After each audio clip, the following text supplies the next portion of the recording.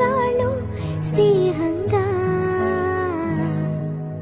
సంతోషమంతా రెక్కలుగా రివ్వంటూ ఎగిరే పక్షులుగా ఆకాశమంతా ఆటాడుకుంటూ ఉన్నారు సరదాగా.